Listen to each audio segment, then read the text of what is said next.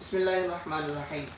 تکریم سیرت پروگرام کے تحت آج ہماری پہلی نشست ہے جس میں ہم ناظرین کے لیے ایک منفرد پروگرام لے کر آئے ہیں کہ جس کے اندر سیرت کی بنیادی کتب جو ہیں ان کا تعارف ہم پیش کریں گے انشاءاللہ۔ اس کے اوپر ایک طویل جو ہے سیریز ہم لے کر آ رہے ہیں، اس کی پہلی نشست آج ہم شروع کر رہے ہیں، اور ہماری اس نشست کے مہمان خصوصی ہیں پروفیسر ڈاکٹر محمد ابو بکر صاحب، جو کہ ہمارے اس پروگرام کی زینت بنے۔ میں ان کو خوش آمدید کہتا ہوں۔ کیسے ہیں ڈاکٹر صاحب آپ؟ الحمدللہ بالکل ٹھیک ہے۔ اچھا، میں آپ سے، چونکہ ہماری پہلی سیریز ہے، ہم اس میں سیرت کی جو بنیادی کتب ہے اس کا تعارف پیش کر رہے ہیں، تو میں آپ سے اس کے حوالے سے چند بنیادی سوال کرنا چاہوں گا کہ سیرت جو ہے یہ قرآن حکیم جو ہے یہ مصدر سیرت کس بنیاد سے ہے، کس حوالے سے ہے؟ اس کے حوالے سے آپ کیا کہتے ہیں؟ بہت شکریہ آپ کا کہ آپ نے مجھے اس موضوع پر گفتگو کرنے کا موقع فراہم کیا۔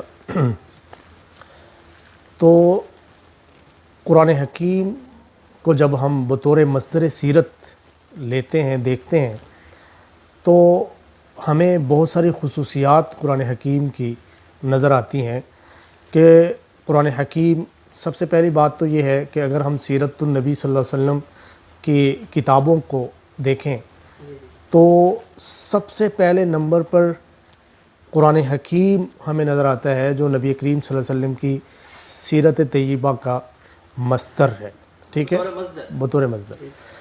تو سیرت النبی صلی اللہ علیہ وسلم قرآن پاک سے ہم کیسے حاصل کرتے ہیں؟ قرآن پاک جو ہے بطور مصدر قرآن حکیم کی خصوصیات کیا ہیں؟ تو سب سے پہلی چیز تو یہ ہے کہ قرآن حکیم جو ہے وہ وحی جلی ہے، ٹھیک ہے، وحی جلی ہے، اور یہ خصوصیت جو ہے یہ قرآن حکیم کی ہے کہ قرآن حکیم وحی جلی ہے۔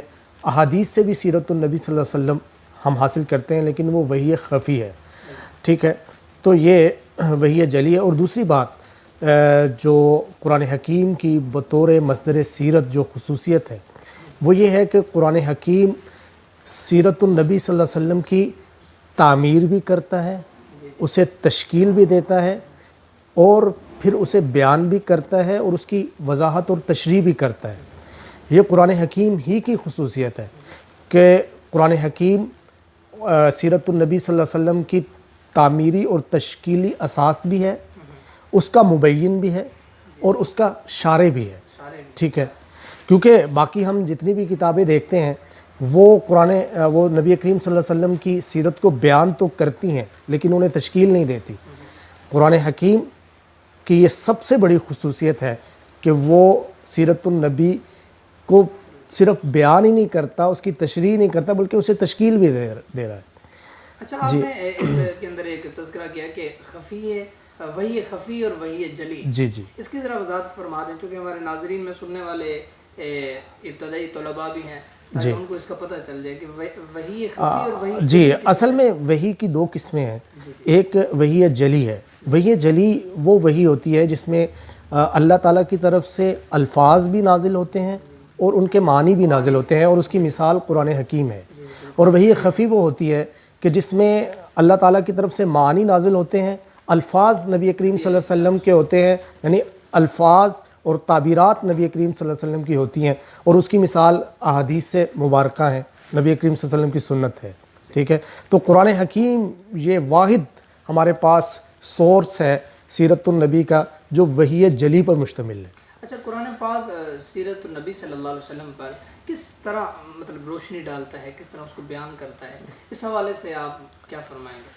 اچھا، قرآن حکیم نے بنیادی طور پر سیرت النبی صلی اللہ علیہ وسلم پر جو 3 بنیادی سیرت النبی کے متعلق چیزوں پر روشنی ڈالی ہے، ٹھیک ہے۔ سب سے پہلی چیز جو ہے وہ یہ ہے کہ قرآن حکیم ہمارے سامنے نبی کریم صلی اللہ علیہ وسلم کی سیرت کے مقاصد کو عیاں کرتا ہے، بیان کرتا ہے، ہمارے سامنے پیش کرتا ہے کہ آپ صلی اللہ علیہ وسلم کی سیرت کے مقاصد کیا ہیں۔ اور نمبر 2، قرآن حکیم جو ہے سیرت النبی کے مقاصد کی تکمیل جو ہے اس کے رستے بھی ہمیں فراہم کرتا ہے کہ ان مقاصد کو کن رستوں پہ چل کے پورا کرنا ہے. اور نمبر 3 پھر نبی کریم صلی اللہ علیہ وسلم نے اپنی سیرت کے مقاصد کو قرآن کے عطا کردہ جو مناہج ہیں، رستے ہیں، ان پر چل کر کیسے پورا کیا ہے، اس کا اسوہ حسنہ بھی قرآن حکیم ہمارے سامنے پیش کرتا ہے.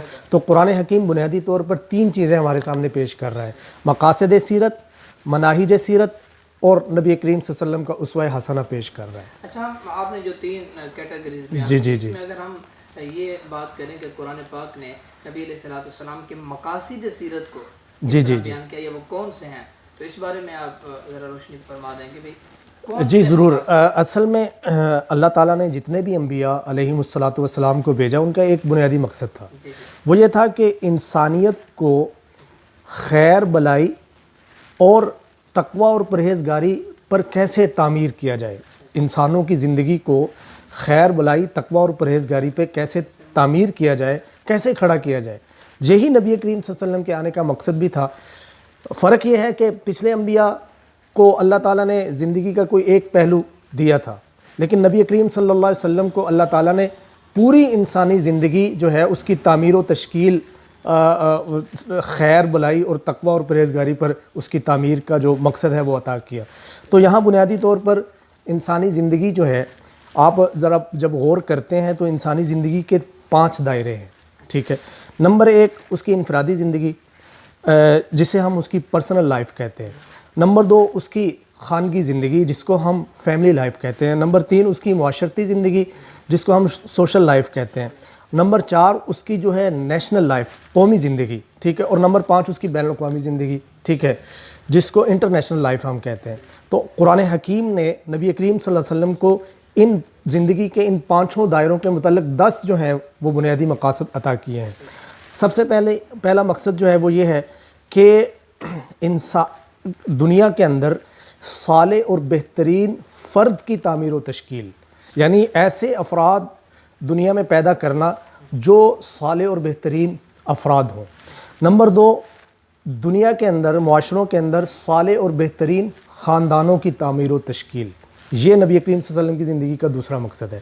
اور تیسرا جو بنیادی مقصد ہے وہ ہے صالح اور بہترین معاشروں کی تعمیر و تشکیل. آپ دیکھ لیں کہ فرد سے خاندان بنتا ہے، خاندان سے معاشرے تشکیل پاتے ہیں، اور معاشروں سے مل کر جو ہے وہ قوم اور امت بنتی ہے. تو چوتھا مقصد یہ ہے آپ صلی اللہ علیہ وسلم کی زندگی کا کہ صالح اور بہترین امت اور قوم کی تعمیر و تشکیل. یہ 4 بنیادی مقاصد ہیں. اور جب امت تشکیل پا جاتی ہے، صالح اور بہترین امت، قرآن حکیم میں بھی اس کی طرف اشارہ ہے کہ کنتم خیر امت اخرجت للناس. تو پھر اگلے 5 جو مقاصد ہیں، 6 مقاصد ہیں، وہ یہ امت پورا کرتی ہے. وہ کون سے ہیں؟ صحیح دین کا تحفظ، انسانی جان کا تحفظ، انسانی عقل کا تحفظ، انسانی دولت کا تحفظ، انسان کی عزت آبرو اور نسل کا تحفظ. یہ 9 مقاصد ہیں. اور 10واں مقصد جو ہے وہ اللہ کی رضا کا حصول ہے، جو سارے مقاصد کا سب سے بڑا مقصد ہے. تو یہ نبی کریم صلی اللہ علیہ وسلم کی سیرت کے 10 بنیادی مقاصد ہیں جنہیں قرآن حکیم ہمارے سامنے پیش کرتا ہے.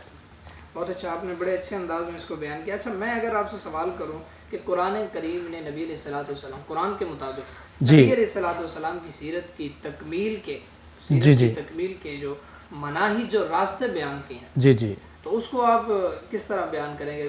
یعنی اللہ تعالیٰ نے یہ جو 10 بنیادی مقاصد عطا کیے ہیں نبی کریم صلی اللہ علیہ وسلم کو، صرف یہی عطا نہیں کر دیے بلکہ ان کو پورا کرنے کے راستے بھی فراہم کیے ہیں. اچھا، وہ ان میں بھی تفصیل ہے تھوڑی، کہ جس کو ہم یہ کہتے ہیں نا، جی اس میں یہ ہے کہ آپ دیکھتے ہیں کہ سب سے پہلا جو راستہ ہے وہ تعلیم کے حصول کا ہے، علم کے حصول کا ہے. ٹھیک ہے، کہ یہ سارے مقاصد تب تکمیل کی منزل پا سکیں گے جب آپ علم حاصل کریں گے.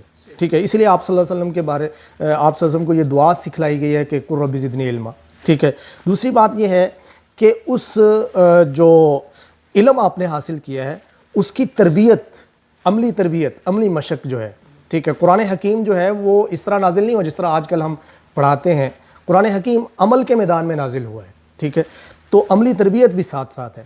پھر اس کی یہ جو قرآن نازل ہوا، پھر اس کی تبلیغ بھی ہے. ٹھیک ہے، تیسرے نمبر. پھر چوتھے نمبر پر اس کی تعلیم ہے. ٹھیک ہے، تو یہ مناہج ہیں، یہ 4 بنیادی مناہج ہیں.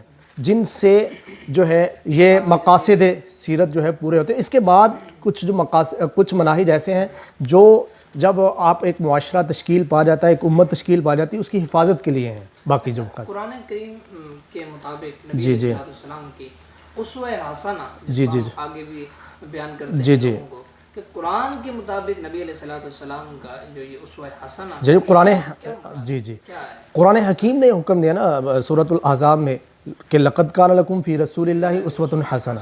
اب اس پورے اس کے تناظر میں جو ہم نے گفتگو کی وہ یہ ہے کہ سیرت النبی کی آپ پہلے یہ بات سمجھیں کہ سیرت النبی جو ہے آپ صلی اللہ علیہ وسلم کی جو سیرت ہے وہ بنیادی طور پر اللہ نے جو عطا کی ہے مقاصد ہے سیرت، ان کی تکمیل کی جد و جہد کا نام ہے، جو آپ صلی اللہ علیہ وسلم نے اللہ کے عطا کردہ رستوں پہ چل کر جد و جہد کی۔ اچھا، اسی کے نمونے کو کیا کہتے ہیں؟ اسوہ حسنہ نبی کریم صلی اللہ علیہ وسلم کا کہا جاتا ہے کہ جو مقاصد ہیں اور جو ان مقاصد کی تکمیل کے رستے ہیں یہ دونوں قرآن حکیم نے آپ صلی اللہ علیہ وسلم کو عطا کیے، پھر آپ صلی اللہ علیہ وسلم نے اپنی عملی زندگی میں ان مقاصد کو پورا کیا، ان رستوں پہ چل کر قرآن حکیم نے اس کا اسوہ حسنہ بھی ہمارے سامنے پیش کیا کہ آپ صلی اللہ علیہ وسلم نے یہ کام کیسے کیا تاکہ قیامت تک آنے والے جو مسلمان ہیں وہ اسی طریقے سے ان مقاصد کو پورا کرتے رہیں، اور ہم سب مسلمان جو ہیں انہی مقاصد سے اپنی زندگیوں کا مقصد طے کرتے ہیں اور انہی رستوں پہ چل کر ہم بھی نبی کریم صلی اللہ علیہ وسلم کی اتباع کرتے ہیں۔ تو یہی اسوہ حسنہ ہے آپ صلی اللہ علیہ وسلم۔ ماشاءاللہ، آپ نے بڑے اچھے طریقے سے اپنے موضوع کو سمیٹا۔ آج ہماری گفتگو تھی کہ قرآن کریم جو ہے وہ بطور مصدر سیرت کیا ہے، اس حوالے سے الحمدللہ جو چنیدہ باتیں تھیں وہ ہم نے کر لی ہیں، ہمارے ناظرین بھی دیکھ رہے ہیں، انہوں نے اس چیز کو سمجھا ہوگا۔ الحمدللہ ہمیں پتہ چلا کہ قرآن کریم جو ہے وہ نبی علیہ السلام کی سیرت کے حوالے سے بنیادی مصدر ہے۔ بنیادی طور پر اس سے نبی علیہ السلام کے اسوہ حسنہ ہمیں ملتی ہے، اور وہ مناہج، وہ مقاصد اور وہ راستے ہمیں پتہ چلتے ہیں جو نبی علیہ السلام کو اللہ جل شانہ نے عطا کیے۔ بہت شکریہ ڈاکٹر